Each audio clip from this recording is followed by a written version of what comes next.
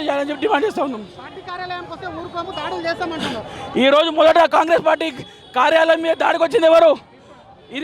ఇదే భారతీయ జనతా పార్టీ నాయకులు.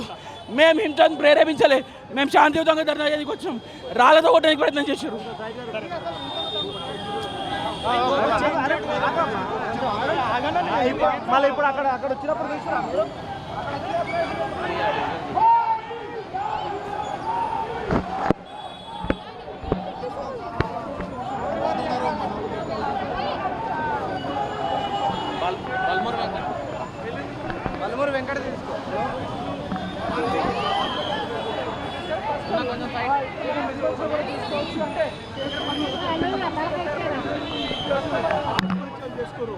ఇప్పటివరకు నరేంద్ర మోడీ గారు దానిపైన స్పందించాల్సిన దానిపైన ప్రతిపక్ష నాయకుడు రాహుల్ గాంధీ గారు ఏదైతే ఢిల్లీలో విద్యార్థులపైన లాఠీచార్జ్ అయిందో దానికి సపోర్ట్గా రాహుల్ గాంధీ గారు వెళ్ళే ప్రయత్నం చేస్తే రాహుల్ గాంధీ గారిని కూడా పోలీసులతోటి దారుణంగా డెమోక్రసీని కూని చేసే విధంగా డీటైన్ చేశారు.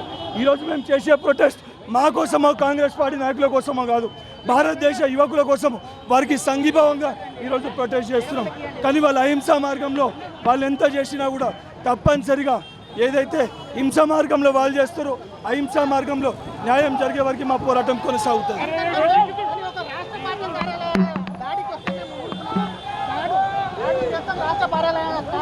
రాష్ట్ర